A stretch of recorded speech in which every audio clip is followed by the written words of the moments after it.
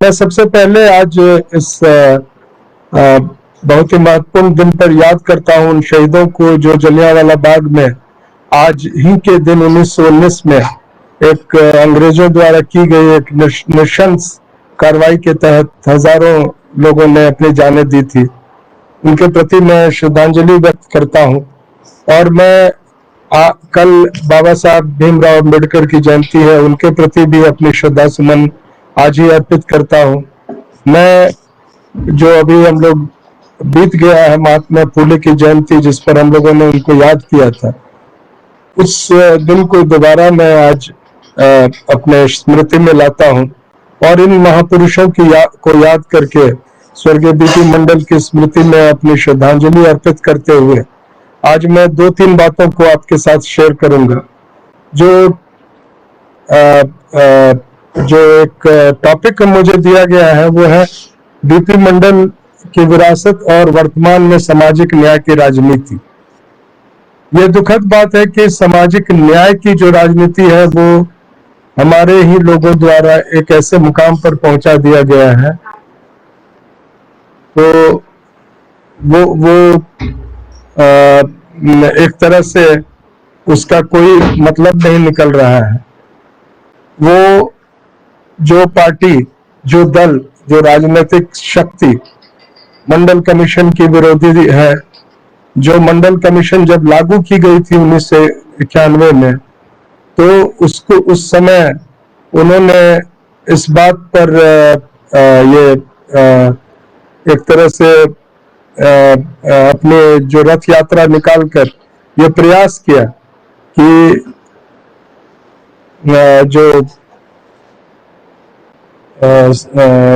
जो सामाजिक न्याय का जो एक मुहिम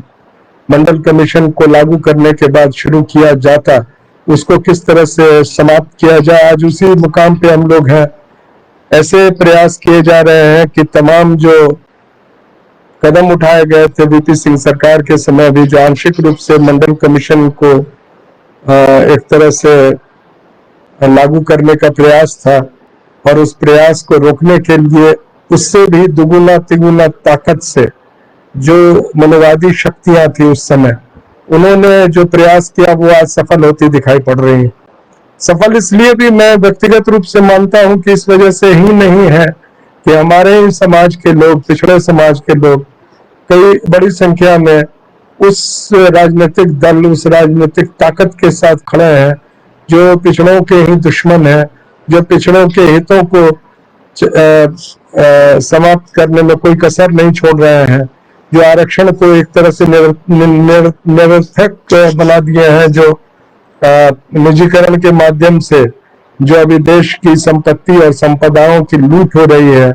उसके साथ साथ जो रोजगार के जो अवसर थे वो समाप्त किए जा रहे हैं, तो फिर सामाजिक न्याय का कोई मतलब नहीं रह जाता। और ये दुखद बात है कि हमारे जो राजनीतिक रूप से जो हमको प्रतिनिधित्व करते हैं वो उतने ताकत के साथ इस पूरे अन्याय के खिलाफ खड़े नहीं हुए हैं। और मजबूरी में कुछ हम जो जैसे लोग जो हैं, जो विश्वविद्यालय में पढ़ाते हैं, हम में से कई लोग जो डॉक्टर्स हैं, इंजीनियर्स हैं, हम में से कई लोग जो सामाजिक रूप से अपने समय को एक तरह से देकर और वो प्रयास कर रहे हैं कि इस पूरे सामाजिक न्याय की मुहिम को ऐसे समय में रक्षा किया जाए, बताया जाए, बचाया जाए, जो एक तरह से समाप्त होने के कगार पर है। तो इस प्रयास में जो आज जिस माध्यम से मैं आपको आपके समक्ष अपनी बात कह रहा हूं, ऐसे लोग जो हैं, जो हमारे साथी हैं, रिंकू यादव भी और भी लोग हैं, दिल्ली में जो संविधान बचाओ संघर्ष समिति से जुड़े हुए लोग हैं, डॉक्टर अनिल जैन हैं, काफी लोग हैं।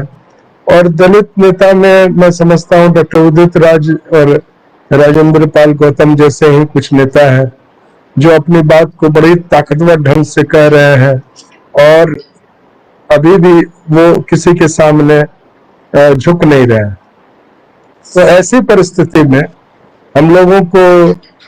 ये समझना चाहिए कि बीपी मंडल की विरासत क्या है।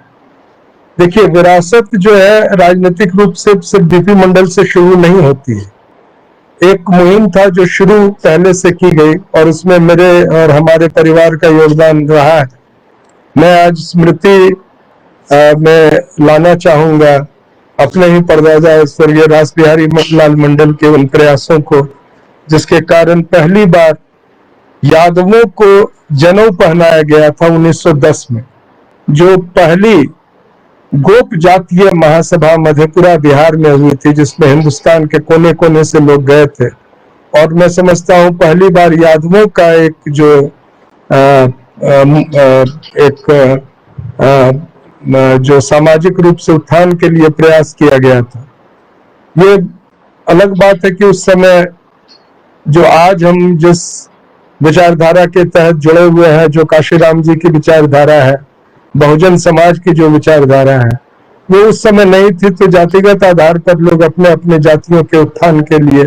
काफी प्रयास करते थे और उस समय ये शुरू की गई। मैं इसलिए इसका जिक्र कर रहा हूँ आज के दौर में कि वो एक विरासत इसलिए थी कि जब उस समय 51 मन जनेऊ को एक यज्ञ करके और जो पूरे ब्राह्मणिकल जो व्यवस्था है उसके तहत हजारों लोगों को जब जनेऊ पहनाया गया, तो जब वे अपने अपने घरों की ओर गए और बिहार में ही जो दो इलाके थे उस समय, दरभंगा और मुंगेर, वहां पर उनको घेर घेर कर जो ये बता रहे थे कि हम जनेऊ धारण कर लिए हैं, उनको, और दरभंगा में मारपीट तो की ही गई थी, दरभंगा में तो उनको पकड़कर और जहां जहां जनेऊ उनके शरीर को स्पर्श किया था उसको लोहे से दागा गया था। तो ये आप समझ सकते हैं प्रतिक्रिया क्यों हुई। कोई भी चीज है, आज हो सकता है उसकी अहमियत हम नहीं समझ रहे हो कि जनेऊ धारण कराया गया, जनेऊ में क्या बात थी, हम नहीं पहनते हैं तो क्या फर्क पड़ गया। लेकिन जो उस समय जो अखिल भारतीय गोप जातीय महासभा, और उसके दस्तावेज मेरे पास मौजूद है। कई बार हमारे साथी जो है कहते हैं कि ये सभी दस्तावेज को साझा किया जाए, लोगों के बीच में रखा जाए। मैं प्रयास कर रहा हूं अपनी ओर से, जितने समय मैं निकाल पाता हूं आंदोलन के बीच में, विश्वविद्यालय में पढ़ाने के बीच में, और अपने जो पारिवारिक जिम्मेदारियां हैं मधेपुरा में उसको देखते हुए। तो अनेक प्रकरण हैं जो हमारे पूरे बहुजन समाज को एक प्रेरणा देगी, वो मैं प्रयास करता हूं कि लोगों के समक्ष आए, और उस दिशा में मैं ये प्रयत्न कर रहा हूं। लेकिन जो आज ये अहमियत इसकी इसलिए है कि जो हम लोग एक विरासत की बात कर रहे हैं, वो विरासत ये है कि किस तरह से अपने अस्मिता को बनाया जाए, अपने सम्मान को बरकरार रखा जाए, अपने जो ऐसे लोग हैं, साथी हैं, जातिगत आधार पर, सामाजिक आधार पर, जमात के आधार पर हमसे जुड़े हैं, जिनके साथ अन्याय होता है, क्या हम ऐसे समय में उनके साथ खड़े होते हैं, क्या उनके लिए बोलते हैं, क्या उनके लिए जो संघर्ष करने का समय आता है तो हम कुछ भी समय निकाल पाते हैं कि नहीं। ये एक विरासत है, ये मंडल जी की विरासत थी, और ये विरासत मिली थी उन्हें अपने ही पिता, जिनको वो सही ढंग से देख नहीं पाए थे। सही ढंग में इसलिए कह रहा हूं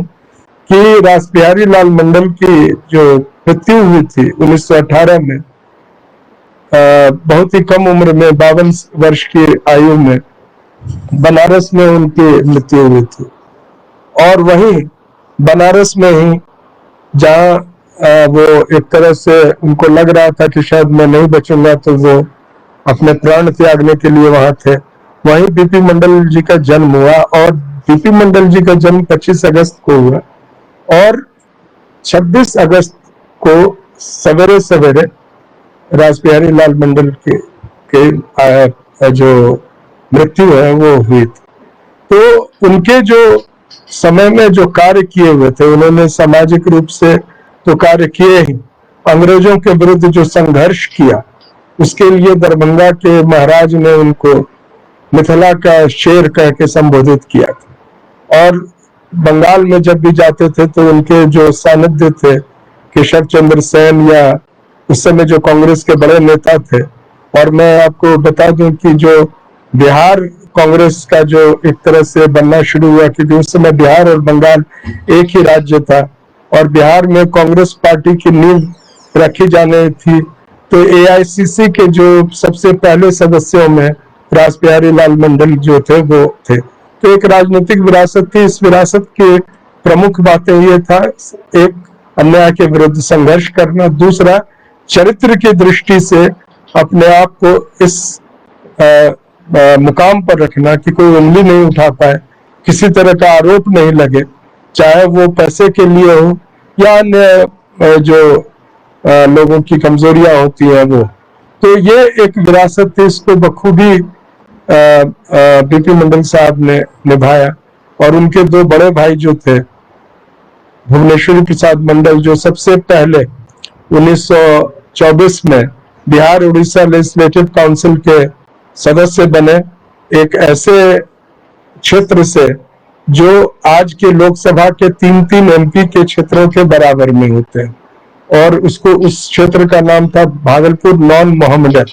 उस क्षेत्र से वो चुने गए थे और बिहार उड़ीसा लेजिस्लेटिव काउंसिल के सदस्य थे। उसके बाद उन्होंने लगभग 10-12 वर्षों तक भागलपुर जिला का जो उस समय जो जिला परिषद का डिस्ट्रिक्ट बोर्ड कहा जाता था, लोकल बोर्ड जो था उस समय, उसके वो अध्यक्ष रहे लगातार। भागलपुर जिला कांग्रेस समिति के अध्यक्ष रहे भुवनेश्वरी प्रसाद मंडल। 1948 में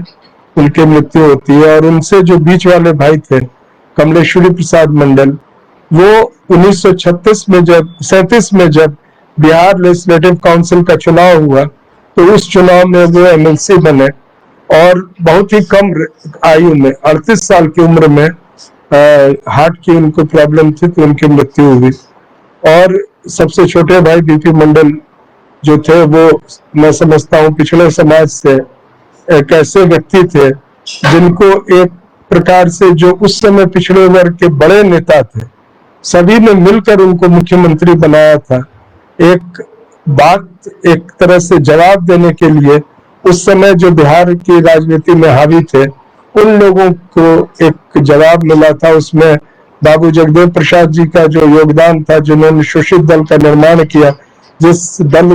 के सदस्य होने के नाते बीपी मंडल साहब मुख्यमंत्री 1968 में बने जनवरी में, और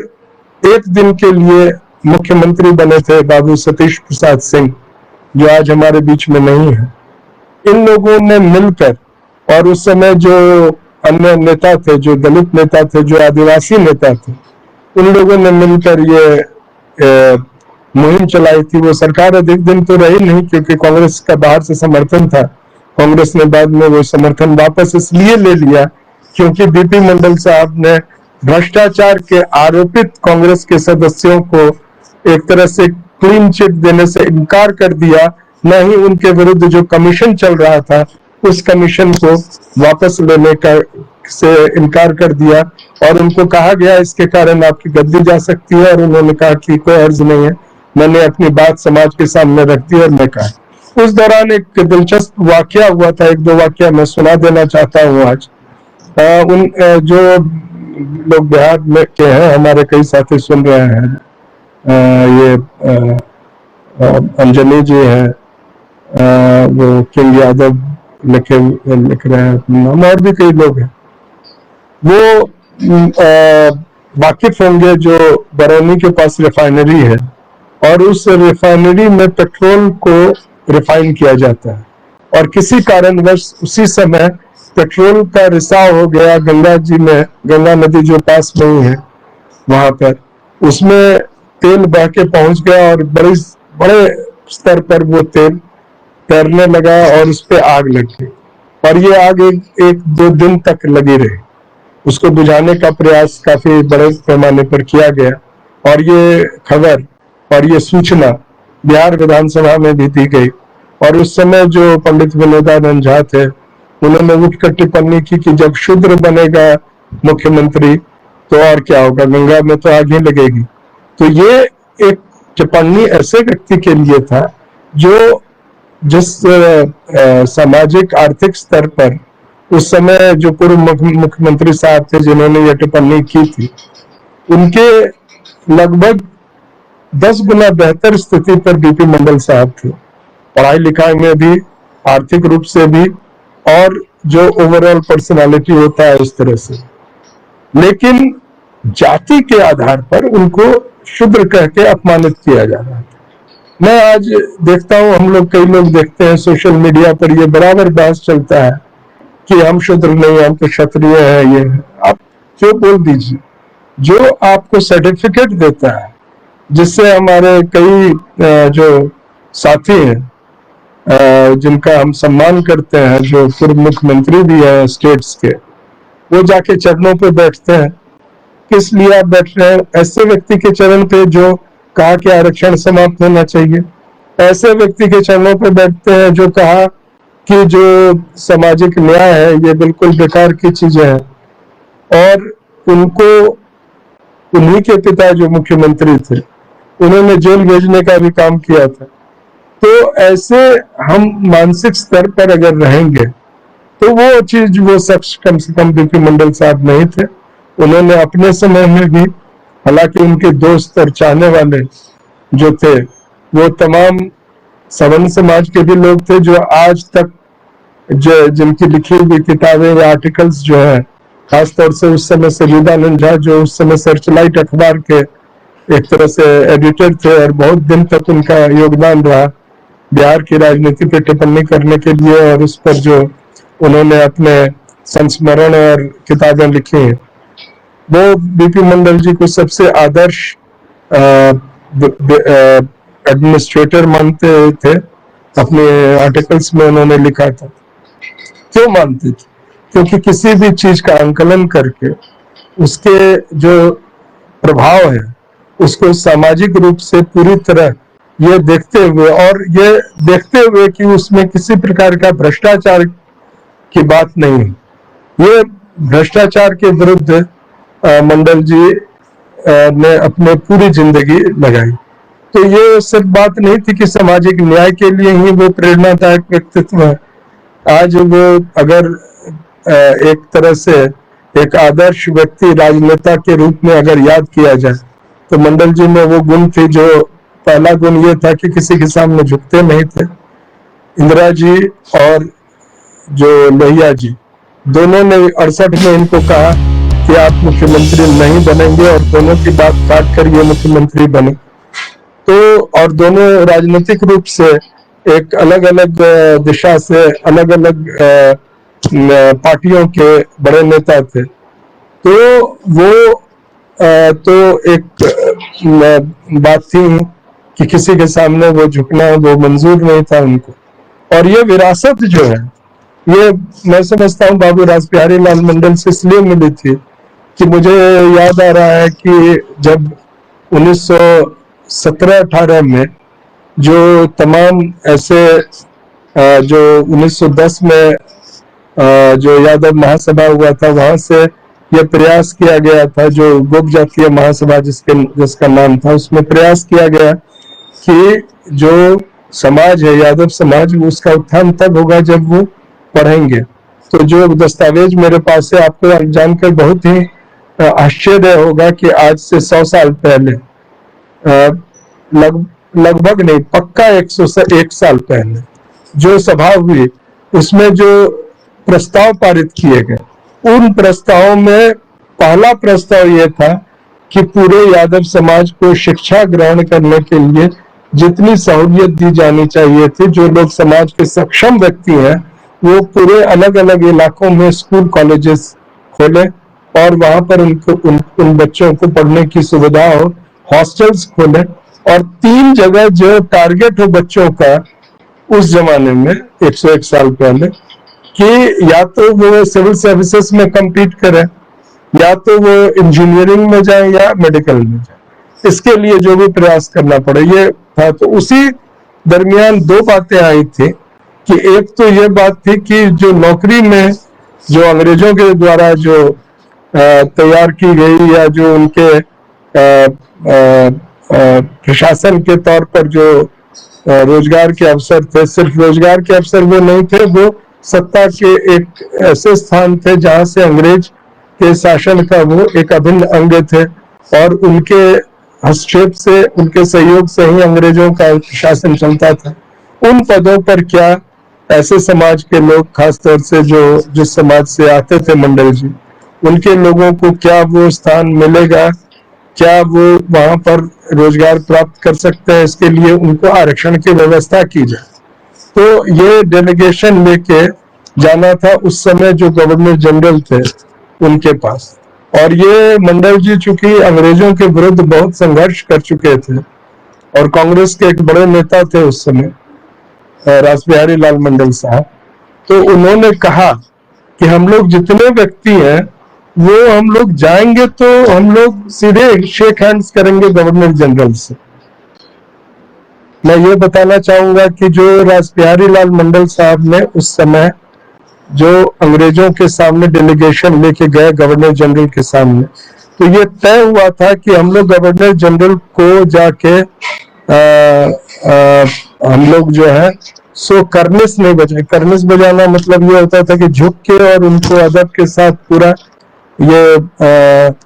पूरी बात अपने करेंगे, और ये जो किसी तरह का इस तरह से झुकने के बजाय हम लोग हैंडशेक करेंगे। तो उस डेलीगेशन में करीब 5-7 लोग थे, तो अकेले रासबिहारी लाल मंडल साहब उस समय गवर्नर जनरल से हाथ मिलाए। बाकी लोग मजबूरी में या गुस्से के साथ शायद वो नर्वस हो गए, और उसी तरह से उन्होंने उनको संबोधित किया जैसे वो जो उस समय जो जिस ढंग से वो चाहते थे, या अंग्रेजों को जिस तरह से अंग्रेज गवर्नर जनरल के सामने जाया जाता था। तो मैं आज इसलिए ये बातें कर रहा हूं कि ये जो समाज में जो ये परिस्थितियां हैं ये बराबर आ रही हैं, ऐसी परिस्थितियां बन रही हैं। मैं उन लोगों में हूं जो मानता हूं कि चाहे जितनी भी इस पिछड़े समाज का दुर्गति क्यों नहीं हो जाए, हम लोग ऐसी स्थिति में नहीं है कि हमारे जो हितों को रौंद रहे हैं वही चुनाव जीतेंगे। लेकिन चूंकि ईवीएम का एक आ गया है बीच में, जो एक तरह से खेल है, उस पूरे खेल में सामाजिक रूप से हम पिछड़ रहे हैं, क्योंकि मेरी अपनी समझ है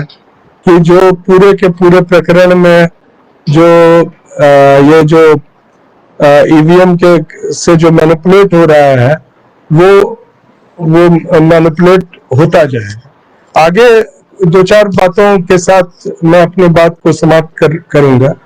पहली बात यह है कि आज की परिस्थिति में हम कहाँ हैं। आज जो है मंडल जी की विरासत की जो हम बात करें, तो मैं समझता हूँ उस विरासत को जो बहुत बखूबी काफी हद तक एक तरह से निभाया, उसमें श्री लालू प्रसाद जी का नाम लेना जरूरी है, रामविलास पासवान जी का भी नाम लेना आवश्यक है, नीतीश जी भी उस दिशा में आगे बढ़े हैं, अखिलेश जी भी हैं, मुलायम सिंह जी तो थे ही। मुलायम सिंह जी से थोड़ी सी दिक्कत थी कि उन्होंने उस समय वीपी सिंह के बजाय चंद्रशेखर जी के साथ खड़े रहे, ये उनकी राजनीतिक सोच और मजबूरी के तहत जो भी हुआ हो, लेकिन जो एक विरासत थी उसको निभाया गया। लेकिन आज वो विरासत है कहाँ? आज हम देखें तो हम क्या देख रहे हैं कि जो मंच पर एक सामाजिक न्याय पक्ष का जो राजनीति कर रहे हैं लोग, वो किनको साथ रख रहे हैं? हम आज एक संदेश देते हैं। मैं अक्सर अपने कुछ दलित साथी और आदिवासी साथियों के साथ दिखता हूँ विश्वविद्यालय में, मेरे और भी दोस्त हैं, लेकिन अक्सर मैं जब भी सोशल मीडिया पे कुछ फोटो वगैरह शेयर करने का अवसर आता है, तो मैं प्रयास करता हूँ कि जो हमारे पिछड़े समाज के जो दूसरे हमारे भाई हैं, जो दलित समाज के हैं, जो अल्पसंख्यक समाज के हैं, जो आदिवासी समाज के हैं, जो लोग ऐसे हैं जिन लोगों को समाज में एक उचित स्थान नहीं है, उन लोगों के साथ हम खड़े दिखें। इसलिए दिखें कि इससे एक तरह से एक संदेश जाता है कि हम लोग एक साथ एक मुकाम पर एक विरासत को अपनाते हुए, अपने महापुरुषों को याद करते हुए, चाहे हम बिरसा मुंडा को याद करें या जगदेव बाबू को याद करें, या हम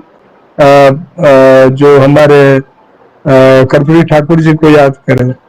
या दूसरे जो हमारे जितने महत्वपूर्ण योगदान देने वाले जो हमारे समाज के लोग थे, नेता थे, उनके योगदान को याद करें, तो उन सभी प्रश्नों में, उन सभी जो हमारे प्रयास है, उसमें ये झलकता है कि हम एक साथ आने की दिशा में आगे बढ़ रहे हैं। और मंडल जी की पुण्यतिथि पर एक अजीब संयोग है कि आज बीपी मंडल साहब की पुण्यतिथि है, तो कल ही एक महान नेता और हम सबों के प्रणेता बाबा साहब भीमराव अम्बेडकर की जयंती। तो और ये सिलसिला है, मैं पहले अपने बात में जिक्र कर चुका हूं कि जो हम लोग जिस समाज के हैं हम लोगों को कई चीजें ऐसे मिली हैं जिसके लिए हमें संघर्ष नहीं करना पड़ा। हमारे महापुरुषों ने उस संघर्ष को करके और एक माहौल ऐसा बनाया, एक परिस्थिति ऐसी बनाई कि बहुत चीजों को हमने प्राप्त किया था। उदाहरण के तौर पर 1991 के प्रकरण को जो लोग याद करते होंगे, जब वीपी सिंह की सरकार में मंडल कमीशन लागू की गई थी, आंशिक रूप से ही सही, लेकिन केंद्रीय सरकार के नौकरियों में लागू की गई थी, तो एक बड़ा विरोध हुआ था। मैं दिल्ली विश्वविद्यालय में उस समय बतौर छात्र था। हम लोग देख रहे थे कि हमारे ही समाज के लोग, जो पिछड़े वर्ग के लोग हैं, जिनमें से कई आज मैं जानता हूं कि अलग अलग राज्यों में एक बड़े पुलिस और प्रशासनिक अधिकारी के तौर पर मंडल कमीशन के थ्रू नौकरी या रोजगार प्राप्त करके आज पद स्थापित है, वे लोग उस समय इसका विरोध कर रहे थे। या तो जानबूझकर कर रहे थे, या उनको ऐसे पढ़े लिखे लोगों को भी यह नहीं पता था कि किस समाज में हम हैं और कौन सा आदेश, कौन सा जो कदम सरकार द्वारा, बीपी सिंह की सरकार द्वारा उस समय जो लिया गया, वो किसके पक्ष में है। बहुत दिनों तक तो इसको डिफेंड करने के लिए सिर्फ हमारे दलित साथी आगे आते थे और हमारे पिछड़े साथी को लगता था कि दलितों को कुछ और दे दिया गया, अधिक दे दिया गया। उनको नहीं पता था कि ये उन्हीं के भलाई के लिए है। और एक समाज तो ऐसा था जो उस समय इनकार कर दिया था कि हमें इस आरक्षण के दायरे में नहीं लाइए। आज वो लोग सड़क जाम कर रहे हैं, उनमें से कई लोग ट्रेनों को रोक रहे हैं और वो मांग कर रहे हैं कि हमें आरक्षण के दायरे में दिया जाए। लेकिन वो आरक्षण गया कहाँ, जब रोजगार ही नहीं है, जब तमाम सार्वजनिक प्रतिष्ठान है उसको बेच दिए गए हैं। और क्यों बेचे गए, क्यों उसको बाजार में उसकी नीलामी हो रही है। गिने चुने कॉर्पोरेट्स जो है, उनको जो तमाम पब्लिक सेक्टर अंडरटेकिंग्स जो है, देश के संसाधन जो है, बड़े बड़े खदान जो है, बड़े बड़े खनिज संपदाएं हैं, पेट्रोल है, गैस है, वो किसको मिल रही है, किसको दी जा रही है, क्यों दी जा रही है। कौन लोग हैं जो लैटरल एंट्री के थ्रू अब सीधे सीधे सिविल सर्विसेज में आ रहे हैं। क्या हमारा समाज ये समझ रहा है? क्या हम समझ रहे हैं कि अब आरक्षण के लिए हमारा जो संघर्ष है, वो संघर्ष को एक तरह से न्यूट्रलाइज करने के लिए जहां पर हम रोजगार के साधन को ढूंढते थे, उसी को बेच दिया गया है। आज जो जगह, जो रोजगार केंद्र सरकार या राज्य सरकार के तहत एक सम्मानजनक वेतन के साथ आपको प्राप्त होती थी, जब आप कॉन्ट्रैक्चुअल अपॉइंटमेंट के व्यवस्था में जाएंगे तो वो सीधे के सीधे 1/3 कम में आपको उसी स्थान पर एक ऐसा काम करने को मिलेगा जहां से आपको कभी भी हटाया जा सकता है। और एक बहुत ही दिलचस्प बात है कि सरकार ने यह तय किया है कि 65 साल की जगह हम उसको जो रिटायरमेंट एज है उसको पहले कर देंगे। रेलवे में इसको लागू करना भी शुरू कर दिया गया। हमारे कुछ रेलवे के साथी सुन रहे होंगे और संदीप जी जुड़ गए हैं। संदीप जी तो जो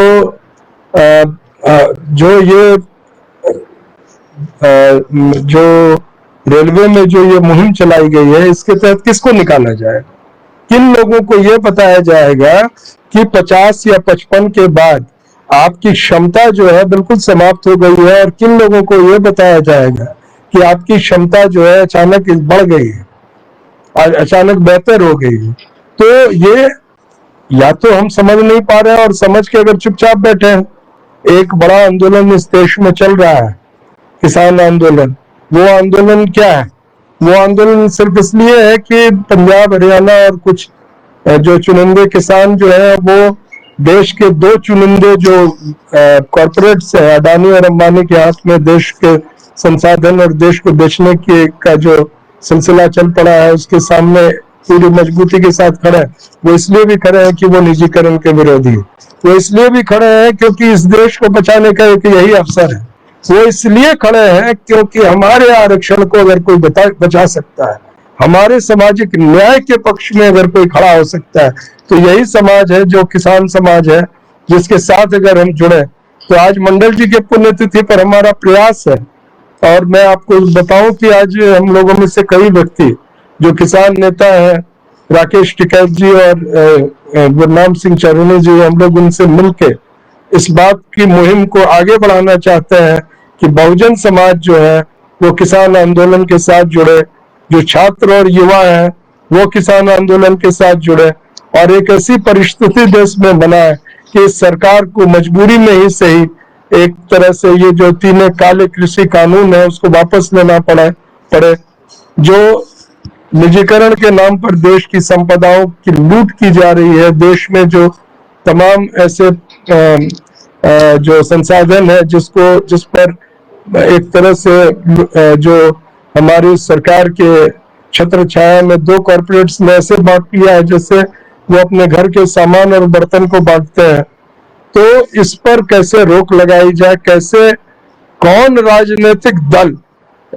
कौन राजनेता ये हिम्मत कर सके, ये बोल सके कि हम जो है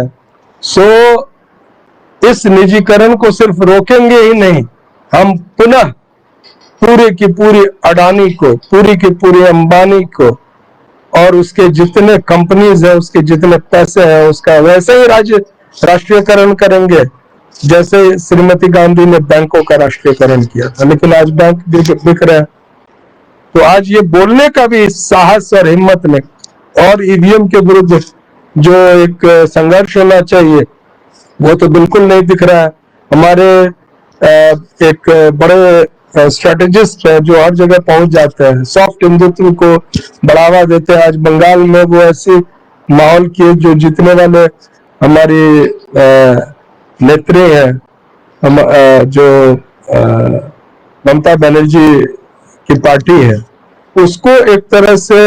अंदर में ही जाकर उसके खिलाफ वो मुहिम चला रहे हैं। और उस मुहिम के तहत ये प्रयास जारी है कि किस तरह से जो नॉन एंटिटी है बंगाल की राजनीति में भारतीय जनता पार्टी, वो एक अपना स्थान बनाए और वहां पर आकर वो आगे बढ़े। तो ये जो मैं समझता हूं आज वो दिन है जब हमको याद करना होगा कि इस विरासत को, जो मंडल जी के संघर्ष का विरासत है, उसको कौन आगे बढ़ाएगा। हमारे कौन नेता जो है, जो अपने खुद के चरित्र, सामाजिक न्याय के प्रति अपनी निष्ठा, समाज के उन वर्गों के प्रति अपना जो एक वास्तविक रूप से एक जुड़ाव महसूस करें, संवेदनशील हो उनके सभी समस्याओं के प्रति, उनके प्रति, वो कैसे इसको आगे बढ़ाएंगे। मैं समझता हूं कि 1-2 बातें जो थी बीपी मंडल साहब की जो मैं आज याद करता हूं। 13 अप्रैल 1982 का दिन था जब बहुत ही कम उम्र में, उस नेताओं के लिए तो थोड़ा ये कम उम्र ही माना जाए, मैं समझता हूँ 62 साल की उम्र हो रही होगी मंडल जी की। उनका निधन हुआ पटना में, और उनको हवाई जहाज से उस समय डॉक्टर जगन्नाथ मिश्रा की सरकार थी संभव था, उन्होंने मधेपुरा की तरफ उनको रवाना किया, जहां उनका अंतिम संस्कार उनके ही गांव मुरहो में हुआ था। और इस पूरे समय को मैं याद करता हूँ और उस समय बहुत अधिक विश्लेषण करने की शक्ति मुझे, मैं कॉलेज स्कूल में पढ़ रहा था और जस्ट कॉलेज जाने वाला था। तो उस दौरान हम लोग देख रहे थे कि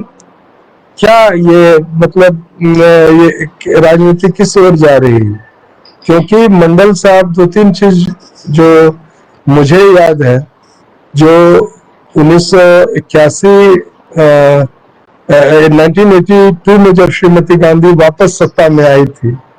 तो उन्होंने ये एक तरह से सबको लगा कि जो मंडल कमीशन है उसको ही समाप्त कर देगी, पिछड़े वर्ग आयोग को ही समाप्त कर देगी। एन मंडल जी उस समय श्रीमती गांधी के साथ मिले, उनके पार्टी में वो ज्वाइन किए, और ज्वाइन करने के पीछे मकसद सिर्फ इतना था कि वो रिपोर्ट और वो कमीशन का जो 1 साल का जो मेहनत था उसको किसी तरह बचा के और देश के सामने उस रिपोर्ट को प्रस्तुत कीजिए। और उस समय जो गृह मंत्री थे ज्ञानी जैल सिंह जी, उन्होंने भरपूर सहयोग दिया मंडल जी को। ये अलग बात है कि ज्ञानी जैल सिंह खुद पिछड़े वर्ग समाज से आते थे और उनकी सहानुभूति थी, और उन्होंने अपनी ओर से वो प्रयास किया, और इस तरह से मंडल कमीशन के रिपोर्ट को लाने में इन लोगों का योगदान रहा। लेकिन उस दौरान एक चीज और हुई थी, श्रीमती गांधी ने मैसेज दिया था कि इस रिपोर्ट को ऐसे बनाया जाए जैसे इसमें आर्थिक आधार ही महत्वपूर्ण हो, और उन्होंने एक तरह से सिग्नल भी दिया। उस समय जम्मू कश्मीर का गवर्नरशिप खाली था, तो एक तरह से इशारा किया कि मैं आपके लिए सोच के रखा हूं कि आपको वहां पे हम लाएंगे। लेकिन 1981 आई थिंक 1981 31 दिसंबर, उस दिन उन्होंने रिपोर्ट विज्ञान भवन में सौंपी। श्रीमती गांधी थी उस सभा में। कई तस्वीर हम लोग देखते हैं सोशल मीडिया में, उस समय टाइम्स ऑफ इंडिया वगैरह अखबारों में छपा था। ज्ञानी जैल सिंह जी थे, और उस रिपोर्ट को उन्होंने प्रस्तुत वहां उनको सौंपते हुए वेरी नेक्स्ट मॉर्निंग 1 जनवरी 1982 अपने पहले समान वो दिल्ली पे जो जनपद 21 जनपद उनका जो आवास था, जहां संजोग आज उस घर को डिमोलिश करके और जो जगह वहां बनाई गई है वो उसका नाम है बाबा साहब भीमराव अम्बेडकर इंटरनेशनल सेंटर। अगर आप जनपद में जाए दिल्ली में तो वो जगह देखेंगे, एक बहुत ही भव्य इमारत और बाबा साहब भीमराव अम्बेडकर की याद में वो बनी है। वहीं पर पहले 21 जनपद हुआ करता था जो इनका रेजिडेंस था मंडल जी के। तो वो उसी दिन वो अपनी गाड़ी, और फिएट गाड़ी थी 8500, नंबर याद है हमको, तो वो उससे पटना लौटे, और यहाँ आकर उन्होंने एक तरह से बाद में मैं एक आर्टिकल पढ़ रहा था, श्री एस गिल जो कि आईएएस अफसर थे, बहुत ईमानदार आईएएस अफसर थे और मंडल कमीशन के सेक्रेटरी थे एज ए ब्यूरोक्रेट। तो वो अपने संस्मरण में हिंदू अखबार में एक आर्टिकल में उन्होंने लिखा था कि जब राष्ट्रपति को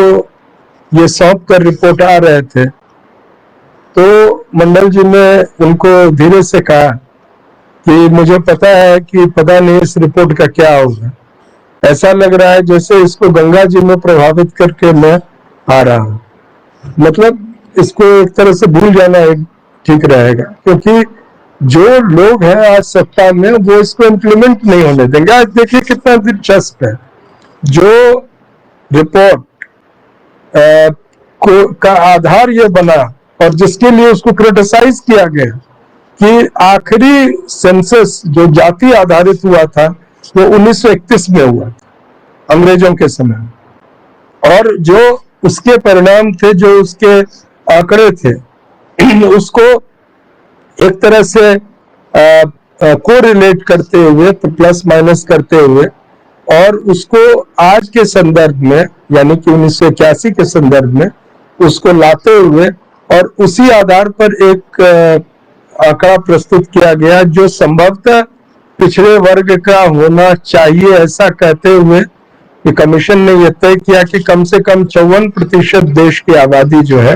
वो पिछड़े वर्ग की है। अब ये प्रश्न आता है कि 27% ही क्यों अनुशंसा की गई आरक्षण की, जबकि पिछड़े वर्ग के मुकाबले जो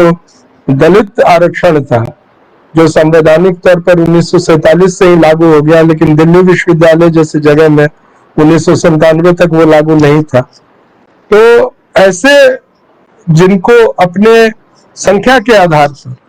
दिया गया आरक्षण, यानी कि 15% for SC and 7% for ST, एक मानते हुए कि ये आंकड़ा जो है सो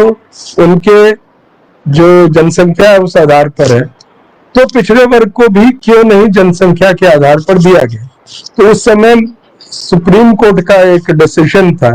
जिसमें कहा गया था कि कुल मिलाकर जो आरक्षण दी जा सकती है वो 50% ही दी जा सकती है। तो चूंकि 15 प्लस 7.5 यानी 22.5% SC और ST के लिए पहले से आरक्षण थे, तो जो बचता था वो 27% बचता था, जिससे कुल मिलाकर आरक्षण की संख्या 49.5% हो जाती थी। और यह सुप्रीम कोर्ट के उस आदेश का अवहेलना नहीं था, और ये मानते हुए मंडल जी और पूरे कमीशन ने उस समय ये माना था कि उनकी जो रिपोर्ट है उसको एक एक पन्ना करके उसका सुप्रीम कोर्ट में उस पर चर्चा होगी, उसको निरस्त करने का प्रयास किया जाएगा। और हुआ भी ऐसा। 2 केस में, इंदिरा साहनी केस, केशव भारती केस, जो सब मंडल कमीशन को सुप्रीम कोर्ट में जो आज तक की जो सबसे बड़ी बेंच थी, यानी कि full bench of supreme court, जिसमें सभी जो सुप्रीम कोर्ट के जो सबसे बड़ी बेंच बनती है, शायद 9 जजेस उसमें होते हैं, वो बेंच ने मंडल कमीशन के सभी पन्नों को एक एक करके पढ़ा और प्रयास किया ये जानने का कि हम कहां से इस रिपोर्ट को खारिज कर सकते हैं। और उस रिपोर्ट के पक्ष में खड़े होने वाले जो सबसे महत्वपूर्ण जो लॉयर थे और जिनका मैं बहुत सम्मान करता हूं, जो आज नहीं है, श्री राम जेठमलानी साहब। राम जेठमलानी साहब डिफेंस में थे मंडल कमीशन,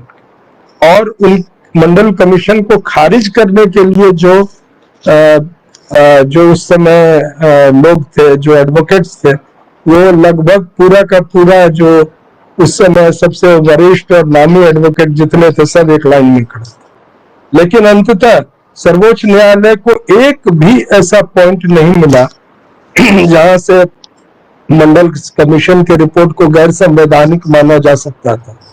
और उन्होंने अपनी ओर से आखिरी में जो इंदिरा साहनी केस में क्रीमी लेयर का कंसेप्ट जो जोड़ा, वो एक तरह से गैर संवैधानिक कंसेप्ट था जिसको हमारे नेताओं ने कभी विरोध नहीं किया। और आज भी उसी कंसेप्ट के तहत अभी भी ये कहते हैं कि हम पिछड़े वर्ग को बांटेंगे। क्यों बांटेंगे? तो किसी ने अधिक खा लिया, किसी ने कम खा लिया। तुम खाने ही कितने दिए हो?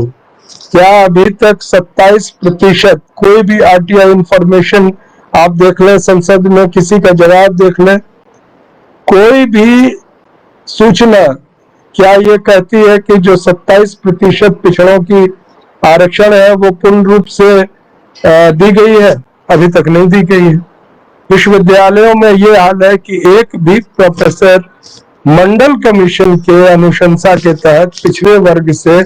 आकर वो प्रोफेसर नहीं बने। और एक नया कंसेप्ट आ गया है जिसको लैटरल एंट्री कहते हैं। लैटरल एंट्री मतलब क्या है?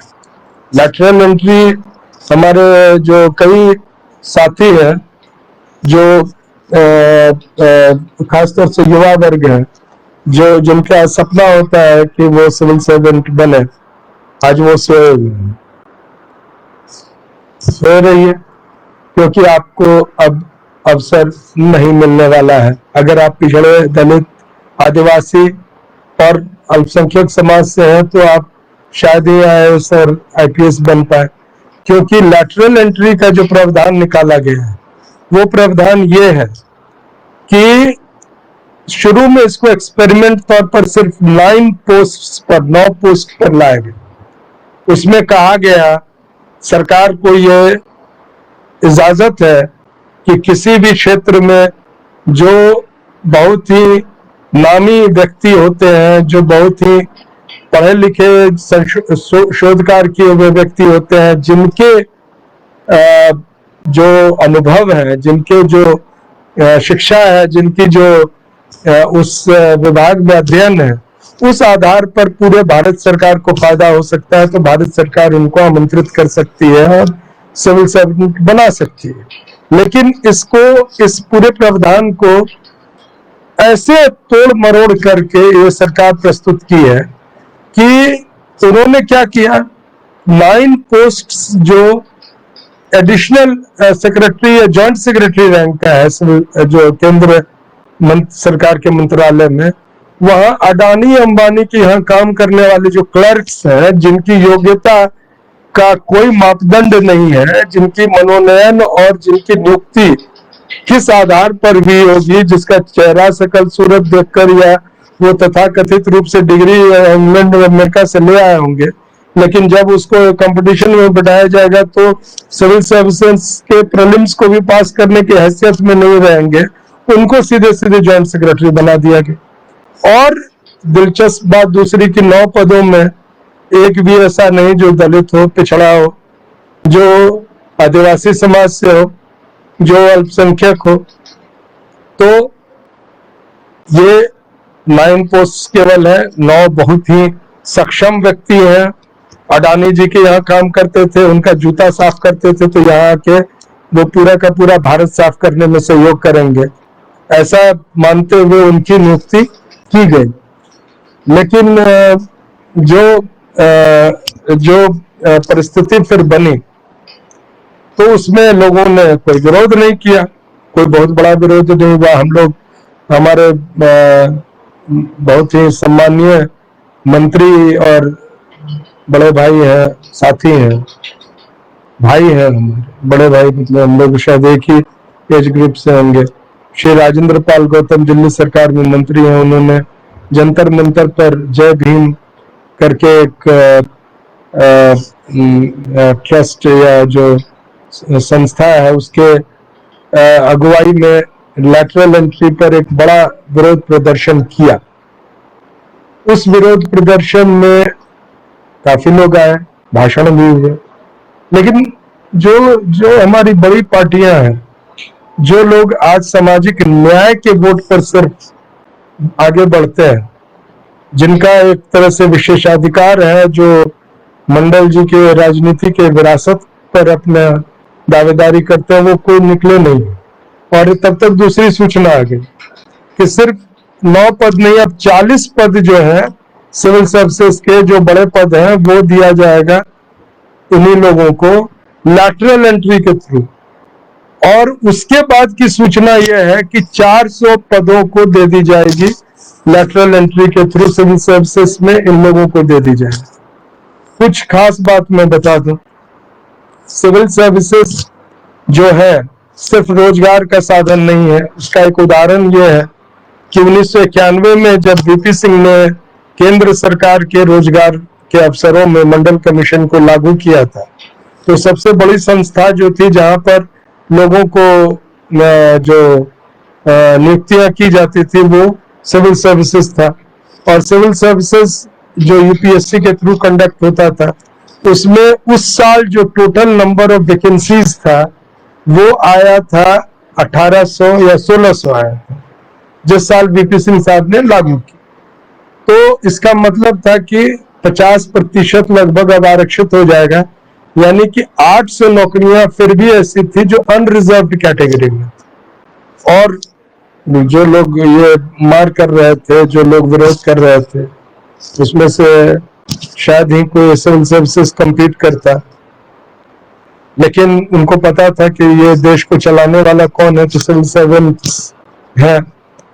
उसके बाद उन्होंने क्या किया कि जो उस आंदोलन के बाद जो सरकार आई वो पीवी नरसिम्हा राव की सरकार थी, और उस समय जो टोटल नंबर ऑफ जॉब्स जो एडवर्टाइज किए गए वो थे 338 या 350। कोई आंदोलन नहीं, किसी तरह का कोई देश शरीर में आग लगाकर विरोध प्रदर्शन नहीं। और वो शरीर में जो आग लगाने वाली बात है उस पर तो मैं पूरे एक तरह से दस्तावेज और उसके प्रूफ के साथ मैं कुछ सूचनाएं दूंगा जो मैं अपनी किताब लिख रहा हूँ उसमें मैं बताऊंगा। वो आज मैं उसका जिक्र नहीं करना चाहता, लेकिन ये समझने वाली बात है कि सिविल सर्विसेज जो है आपके इलाके में, आपके क्षेत्र में जो एसपी होता है, जो डीएम होता है, जो मंत्रालय में जो बड़े अधिकारी होते हैं, किसके हाथ में रहता है सब कुछ? क्या मंत्री जी चाह के भी बहुत काम कर पाते हैं? उनमें से चूंकि कई लोग की दिलचस्पी सिर्फ पैसे कमाना होता है, तो उसी आधार पर वो अपनी जो है वो कामकाज करते हैं। तो इस तरह से मैं समझता हूँ कि लैटरल एंट्री जो है वो सिर्फ आरक्षण पर, रोजगार पर हमला नहीं, आरक्षण पर भी हमला है। और आगे जो है सो रोजगार के जो साधन जो है वो तो संकट में है, दलित पिछड़ों को तो मिलना नहीं, लेकिन आपको सत्ता में नहीं आने देने के लिए हर तरह से उपाय को कर लिया गया है। और उस उपाय के तहत अब आप कहीं नहीं है। क्या अभी आप नहीं जगेंगे? क्या जो लोग आज मंडल जी के विरासत के दावेदारी कर रहे हैं, क्या उनको सड़क पे नहीं आना चाहिए? क्या ये नहीं हम लोगों को बताना चाहिए कि किसान आंदोलन जो है वो एक तरह से हम सबों का आंदोलन है और हम सबको उसमें हिस्सेदारी करनी चाहिए? जो मैं आज उनको सुझाव दिया हूँ, मैंने कहा है कि टिकैत साहब से, राकेश टिकैत साहब से भी कहा है कि आप आह्वान कीजिए युवाओं को, छात्रों को, जो देश की बहुजन समाज है, कि एक सप्ताह में, एक दिन, एक घंटा वो अपने आप को सामाजिक न्याय जो किसान आंदोलन के प्रति जो आंदोलन है उसमें समर्पित करें। कैसे करें? तो या तो उस एक घंटे में सवेरे सवेरे अकेले या ग्रुप में प्रभात फेरी लगाएं, या कैंडल मार्च निकालें, और कुछ नहीं तो छोटी छोटी संगोष्ठी करें जहां पर ये जो 3 काले कृषि कानून है उनसे जो समाज और देश का जो सत्यानाश होने वाला है, जो जिस तरह से देश समाप्त होने वाला है उसको वो बताए। और इसके साथ साथ एक ज्ञापन का मसौदा आप तैयार करके सर्कुलेट करें और 1 करोड़ हस्ताक्षर के साथ 1 महीने के बाद वो राष्ट्रपति को सौंपा जाए, चाहे वो ऑनलाइन हो या ऑफलाइन। अगर ये संभव है तो इसको करें। विश्वविद्यालय के लोग, विश्वविद्यालय के छात्र, चाहे जो भी वो पार्टी, जो भी वो संगठन से हो, लेकिन अगर थोड़ी बहुत भी उनकी इस राष्ट्र के प्रति, इस देश के प्रति समर्पण है, हमारी संविधान को वो सर्वोपरि समझते हैं, हमारे संविधान की रक्षा करना चाहते हैं, तो वो निश्चित रूप से आगे आएंगे। तो आज मैं इन्हीं बातों के साथ अपनी बात समाप्त कर रहा हूँ। मैं माफी चाहता हूँ कि मेरे, चूंकि मैं जो ये सामाजिक न्याय आंदोलन पेज के साथ जुड़ा हूँ और उसी पर मैं अपनी बात कह रहा हूँ, तो जो ये जो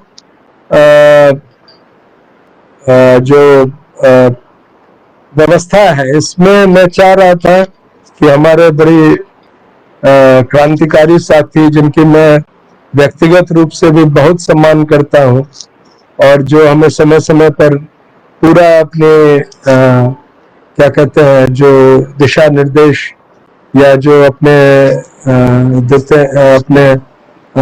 सुझाव देते हैं, या जो अपनी बात को इतनी मजबूती के साथ रखते हैं कि जो तमाम सवर्ण समाज जो है वो एक तरह से तिलमिला जाता है इनकी एक पोस्ट पर, वो हम लोग सब शेयर करते हुए देखते हैं। श्री दिलीप मंडल साहब,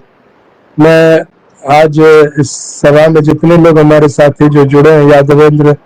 यादव जी हैं, उदय सिंह जी हैं, नरेश यादव जी हैं, हरनाम सिंह जी हैं, ये सारे लोग कई लोगों का तो रिंकू जी जो है, और भी लोग जो है जिनका नाम मैं अभी सौरभ राणा जी है, ब्रह्मदेव पासवान जी है, मिथिलेश कुमार मंडल जी है, सुनील यादव जी है, ओम प्रकाश महतो, हिजम साहब है, हमारे बड़े सम्मानीय साथी हैं। आज हम लोग की मुलाकात होगी शाम को। और भाटी साहब है, नामजी भाटी, दयानंद मिश्र जी हैं, ओबीसी धर्मेंद्र कुशवाहा जी हैं, और रामचरित्र झा जी है, और अनिरुद्ध मांझी जी है, संदीप जी है, पप्पू बेंदी साहब है, विनोद यादव है, वाचना राम जी हैं, ज्योति प्रकाश जी हैं, बालकिशोर यादव जी हैं, केशव भारती जी हैं, अजय प्रकाश जी हैं, AK सिंह साहब, इम्तियाज खान साहब हैं, और देवेंद्र कुशवाहा झांसी से हैं, नमो बुद्धाय सर, और जी कुणाल यादव जी हैं, अरविंद जी हैं, और सामाजिक इसमें जितने लोगों का, सुधांशु यादव है, और जिन लोगों का मैं नाम पढ़ पाया हूँ, सभी लोगों का शुक्रिया। और आप जुड़े। और मैं अपनी बात समाप्त करने के पहले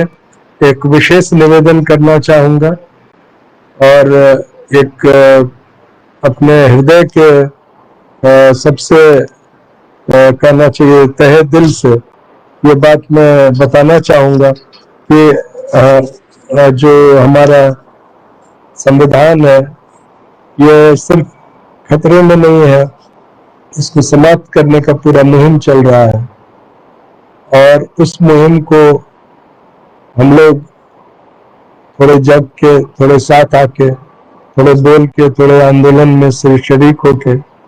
और जो अभी जो जिस ढंग से चल रहा है, जो महामारी है, उस बीच में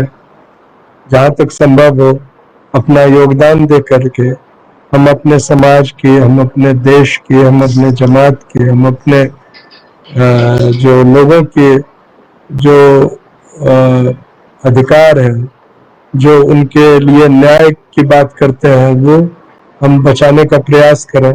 और इसके लिए एक सामने जो एक अवसर है वो है किसान आंदोलन से जुड़ने का। दूसरा अवसर है कि जाति जनगणना हो, क्योंकि मैं जो बता रहा था कि मंडल कमीशन 1931 के आंकड़ों पर काम किया था, तो ये भी सच्चाई है कि जो मंडल कमीशन ने अनुशंसा की थी कि 1981 में जो जनगणना शुरू हो चुकी थी, उस जनगणना में जाति को जोड़ा जाए, और नहीं तो 1991 में उसको जोड़ा जाए। उसके पहले काका कालेलकर कमीशन जो था, उन्होंने भी इस बात को रखा कि जो जाति जनगणना आवश्यक है। किसी भी समाज में अगर ये आरोप लगता है किसी एक जाति पर, तो उसका निराकरण हो। आपको जानकर बड़ी खुशी होगी या दिलचस्प लगेगा कि जिन समाजों के बारे में कहा जाता है कि वो आपके हिस्से की खा गए, वो नहीं खाए आपके हिस्से। आपका हिस्सा जो खा लिया है वो तो जाति जनगणना कराने ही नहीं दे रहा है, उसको पता है कि लोगों को सच्चाई पता चल जाए। तो ये दोनों मुहिम जो है इसको जारी रखें, और इन्हीं बातों के साथ मैं पुनः कल जो बाबा साहब भीमराव अम्बेडकर की जयंती है उसकी शुभकामनाएं और मुबारकबाद देते हुए, आज जो बीपी मंडल जी की पुण्यतिथि है उनके प्रति अपनी श्रद्धांजलि व्यक्त करते हुए, आज जो एक बड़ा नरसंहार हुआ था 1919 में जलियांवाला बाग, उसमें जो लोग अब शहीद हुए थे, उन सभी लोगों के प्रति अपनी श्रद्धांजलि व्यक्त करते हुए, उनके परिवारों के प्रति संवेदना प्रकट करते हुए, और जो लोग आज किसान आंदोलन में खड़े हैं, किसान आंदोलन में शहीद हुए हैं, उन लोगों का नमन करते हुए मैं अपनी बात समाप्त करता हूं।